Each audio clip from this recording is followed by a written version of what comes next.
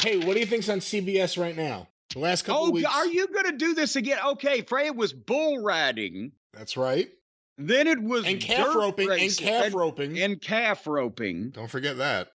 And then it was dirt racing somewhere in a community in Missouri with a population of 324, and it was on CBS television. Midget sprint cars, sponsored by Toyota. That's what it was.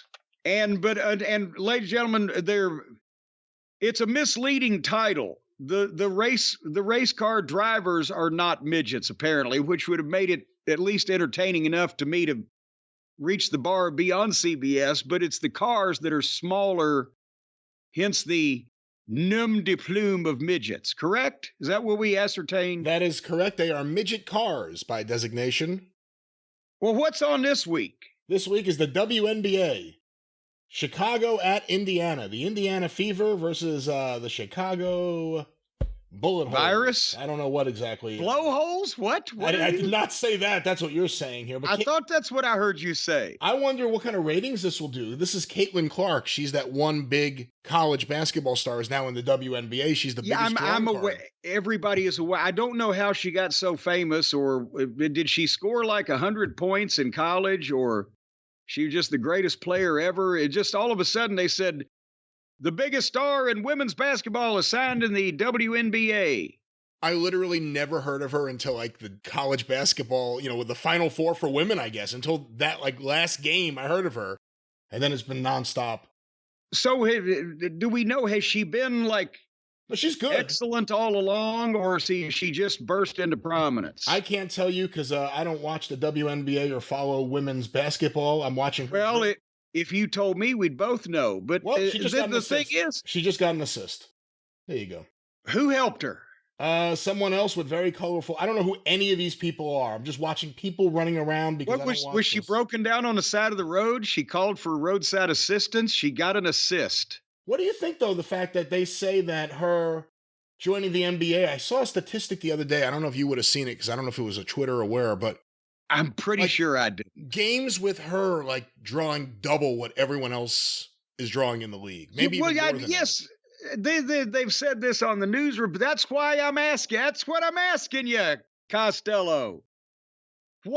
How did everybody in the world hear of this person? And we just heard about this 3 weeks ago whenever they debuted her, that she's a superstar and all these. How have we overlooked this? Or what is it, the fault of the news media at large, or what the fuck has she done suddenly to get so over? I'm asking this in all good faith. Well, she's also white. I think that's a big part of it, to be quite honest with you. Well, so am I. Right, but you don't play basketball. If Jim Cornette, if a white guy with glasses all of a sudden was the best in the league, I think everyone would be paying attention. Like, who the hell is this guy? I tell you what, I could hit a heck of a fucking 3-point shot if you give me a second to get set and let me use both hands and nobody's running at me. It was an example. It was a ridiculous example. You're not going to be the best in the league no matter what. Well, not if you have time to set for your 3-point shot. You know what? On Father's Day, what kind of fucking parent are you that has such... Well, you don't talk to children like that about achieving their dreams. You tell them, no, you can do anything you set your mind to. Is it your dream to hit a 3-point shot? It's your dream to hit a 3-point shot that, as you said, you'd have plenty of time to prepare and stand there and catch your breath. Well, no, you said you just squashed my hopes and my future, my potential, that you say you'll never be the best player in the game. How do you know I might not set my mind to it?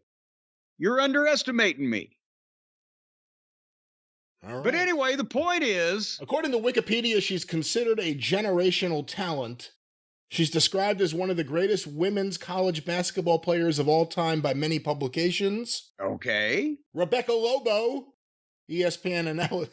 Oh, God damn it. No, that needs to be a girl on the AEW roster. Rebecca Lobo, a former basketball player, ESPN analyst, said that she's the best offensive women's college player. She's the most offensive player we've ever seen. Since someone else I've never heard of, in part due to her unprecedented shooting range and proficiency amongst female players, Clark has been labeled a transformative player in women's basketball. Yeah, she's the only one who can get more than 4,000 people into the building. That's what that means. Well, then good for her. And good for her and her whole team, whoever she's playing for. Who was that again? Is she in Indiana or Chicago? She is, that's a great question. She's a big She's star. not too far up the road from me if she's in Indiana. She's from Des Moines, Iowa, AEW country. Well, I don't care where she's from. Indiana Fever, the Indiana Fever. There you go. Well, she's 100 miles up the road, right? I ought to go up and see her. Maybe do an interview for the show. The Indiana Fever was something that Dick the Bruiser got one time, I understand, at a small show. Yes, it was a spot show, and afterwards he went to Dr. Feelgood and got a shot for it. But now the thing is, back to the CBS at noon, it was kind of ridiculous. We were talking about that this racing from a dirt track in the middle of a field in Missouri could get on network television and wrestling couldn't. But this is more something you would expect to see on network television, is the big star in the WNBA playing a game. I can buy that. Let me ask you this, because there are people who think that some of these shows are time buys. Although if you look at some of their press releases, it certainly doesn't indicate that, but that doesn't mean anything. It's a press release. Is it worth it for, let's say, a Tony Khan, whether his product is good or bad right now, just in terms of exposure? Do you think, because everyone's looking past broadcast TV, everyone's looking past network TV to streaming, in 2024, do you still think it would be worth it if it was a time buy for an AEW or a wrestling company that size to get every week noon on a CBS or an NBC or something like that? If these preachers are buying this time, and Tony Khan has shown money is no object, money, he will fly everyone to the show in a Lear jet. Like that's a big deal anymore. That's the point. Is it worth it, do you think? We're all talking about the cable deal and potential streaming deals. You forget that a lot of the country may still be watching broadcast TV. Yes, like me. Because it's easier. Because it's simple. And it's got a nice little guide where everything is. You know, where they bundled up all the television stations together and called it cable. So you can go to all the television stations at the same time. But the streaming, they're bombarding you with shit. Looks like fucking raindrops with every fucking program in the world. Everything looks different, works differently. Fuck all that. If I want to work that hard, I'll goddamn do more of this. But nevertheless, you asked a question.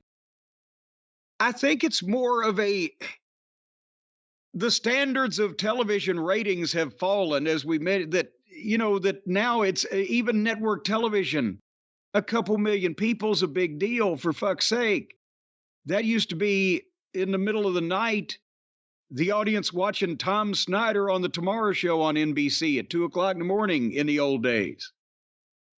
So I don't know if they were to let you buy noon on Sunday with Tony's ratings on cable, but good cable stations, on other days at other times, that it would be worth any money, because I still don't think people would fucking watch it.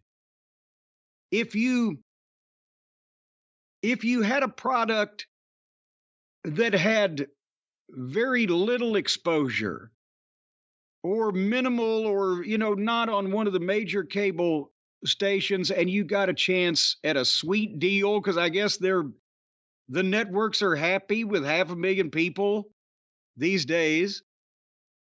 If you could secure a slot that was at least fucking 11 a.m. or noon for an hour or two, and on your smaller platform build a CBS special that you had something boffo in mind for, to expose a new talent, or you've got this guy that if anybody could just see him, and this match idea, whatever the fuck, and promote your own network special, because they'll let you buy the time, but they don't have to say that publicly, then that might be newsworthy or attention getting for a smaller promotion. But Tony's already got a big enough fucking time television show that not a lot of people are watching that I don't think it would make any difference. Well, that But was am I just talking out of my ass there? No, I mean, it's an interesting thing. I was trying to find it because I saw a press release the other day for one of these events we've seen on a Sunday, and it may have even been one that has been airing on Sunday before we started watching, where it said they get 1 million viewers for noon on a Sunday for one of these things. There's no guarantee wrestling will get more or less, obviously, but they're saying 1 million. And for a company like AEW... Well, but is this Nielsen or is this their press release? It was a press release. Okay. Exactly. But when it comes to AEW and some of the problems they've actually had that they have not found solutions to, specifically with local promotion and drawing in markets for their TV shows, maybe local TV, something would help. I don't think it's a local version of Dynamite or Collision. I think it probably has to be a different kind of themed show to fit in with the other things that are airing here. If it's a network program, then it's not a local show. It's shown on the local stations, but you can't customize. So you don't really. You're still diluted in that. Yes, you still have to buy not ads diluted, locally. But diluted. You would still have to put commercials in the local station that the show was airing on if you were running in that market. Local promos. But at the same time, then you're having to buy those too. And then, again, if it's a one-time thing, a local broadcast does you no good at all. If you've got some kind of platform and you can lead to a network special, you've got something. But if you've got no television or a platform or whatever, and you get local broadcast, but it's 1 week thing, you have no time to build an audience. Except if you're a dirt racer, because apparently they're all over the place. Well, you know what I don't know anything about because wrestling has kind of let it go by. I mean, Dave Marquez probably knows a lot about it, but just what's up with the world of syndication nowadays? And what opportunities would be there, again, for a well-funded wrestling promotion who could try to do some different things locally? What is the syndicated or the syndication market right now, if any, for wrestling? Well, I don't know. I don't know everything. And like you said, Dave probably does know better than most people. But at the same time, I know enough to know that it's easier to get on some form of television than it ever has been before, because now even the local stations have the secondary channels that, like WLKY #2, which is Me TV or Antenna TV. So each local station has about 2 or 3 other stations that you can get it if you've got cable, which now so many people do. But it's diluted, so you can get on, but then the audience has been diluted, and it's harder for those secondary channels to mean anything as far as drawing live houses in a particular market, but you can put enough of them together to either entice a regional or national sponsor, as Dave has done. And, so you're doing the television show and syndicating it, but it can never, syndication for wrestling can't ever happen again where it would be a difference maker across the country, because you can't get on the primary stations anymore unless you're either buying time or some major goddamn company decides they're going to syndicate you. And that has not happened in a long time because the wrestling companies are too wrapped up in rights fees and cable and streaming and blah, blah, blah, Netflix, whatever all these words are, words and phrases. Yeah, real quick, I'll just mention this. I'm looking this up. PBR, that's the Professional Bull Riders Association, I believe. This is their press release from when they announced their deal with CBS Sports for the 2024 season. They will broadcast approximately 70 hours worth of coverage throughout the season, including 20 hours of live coverage. So, if it's live, it's not a buy if it's live, right? Well, I wouldn't think it would. I wouldn't think that they would buy, the bull riding people would buy the time anyway, but I wouldn't think that would be a time buy, a live special. I mean, anything could happen. All right, well, we'll stay on top of this story, and if wrestling ends up on network TV, we'll take all the credit for it. And whatever, stay on top of it. I don't know if we've been on top of it about as long as those guys have been riding those bulls. I saw a video the other day someone sent me of some guy in Mexico. I think it was Mexico. They said, you got to see this guy. No shirt on, looks like he's bombed. Just has a cigarette hanging out of his mouth like he's the Sandman. Jumps on this bull and rides this thing like nothing's bothering him. And he's getting thrown around. He's got the cigarette in his mouth the whole time. Badass. That's what should be on TV. I'd watch that. Well, that would lead people to the kids would take up smoking again. Guys, they got the Marlboro Man in there. He rode the bull. He's used to it. And one more thing I was going to about syndication I was going to mention is that the reason why the deal with Ring of Honor and Sinclair Broadcasting looked good and actually was good and could have been better and quickly dovetailed,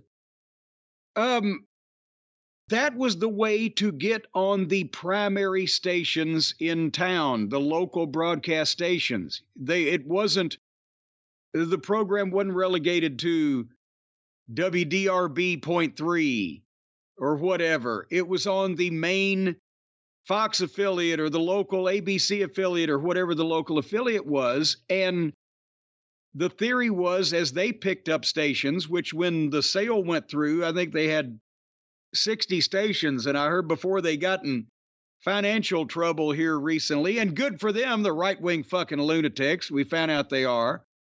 They had 120 or 30 stations or something like that. That would have been the basis for your national syndication and charging national ad rates. Remember back in the 80s when Vince and Crockett were dueling it out in that realm, it was you had to get 80% of the country, I believe, to be able to sell commercial time on your syndicated network and charge the national ad rates. And that's what they were always fighting over. With Sinclair, that was the theory because they owned the programming and they were going to be able to broadcast it on an ever-increasing number of stations that were the stations in these towns that people watched for their local news and for their network evening programming and shit, which would have been viable had Greg the office boy not come along, piss everybody off. But nevertheless, so that's and nobody's going to do that again because who's going to own that? Sinclair doesn't even own that many stations anymore, unless one of the networks themselves decided to buy or get into a wrestling promotion. You can't have true either national network TV, but on local stations really again. All right. Oh, this is my show, isn't it? That's and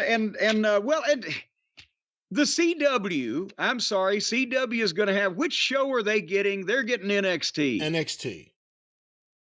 The least likely of the ones to actually tour nationally or use local broadcast affiliates to sell tickets in live markets.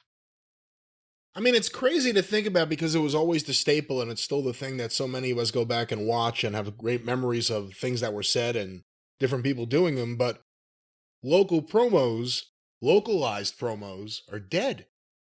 I mean, even for pay-per-views in a lot of cases, promos are about people. They're never to actually sell people coming out or tuning in. And when you're having trouble drawing locally, it may be, I mean, again, you want to think outside the box. And sometimes by doing that, you go back to the things that worked in the past. There's got to be something in there in the middle, there's got to be something that can be done. In 2011 or whatever it was, when we started doing local promos in Ring of Honor for the Sinclair stations, and we had the guys come in a day early and come to the TV studio, they thought they were going to do like an interview or, however many takes it takes to get this interview done or whatever. Or as no, we're doing local promos. They blew some of their minds. They were like, what the fuck is this? We don't. Yes, you're going to talk to goddamn Tampa or fucking Fayetteville or whatever. And what do you know about all these towns? And all of them, most of them do absolutely fucking nothing. Well, learn something. You know, sometimes you'll see an ad for like AEW on Raw or something. Like you'll see an ad like, you know, for they're coming to Long Island, they're coming here or there. But it's always like some generic ad, the same way they used to make one. The circus is coming to town. See the ringleader, the lions. It's never, here I am with John Moxley. John, what are you going to do in Long Island? And Tony Khan's got money, and these guys got lots of time on their hands in between matches. The baby faces need to know who the popular people are in town and how the sports teams are doing. And the heels need to know who's embarrassed themselves on a fucking local level and what the shithole neighborhoods are. And just go from there. And buy some local ads on cable systems and talk to them. Talk to them. But anyway. Maybe I'll do that. Maybe you'll start seeing Cornette ads in the middle of Raw. Well, what? This show sucks, don't you think? If you think so too, hear me this week on the podcast. Well, that's what I was going to say. I've got to be in on it first before you do that, because if it's Cornette ads, what is Cornette going to say? Well, I'm going to get a Cornette puppet. He'll say whatever I, hey, hey, listen to my show. It's great. Send money to Long Island. I told you the last time you tried to stick your hand up my ass, that'd be the end of that. I wasn't going to really do it. Well, he could have fooled me. I did the first time. Well, I know. That's why you don't get fooled again. All right, should we talk about one of these wrestling programs? We're having too much fun. Why? I'm trying to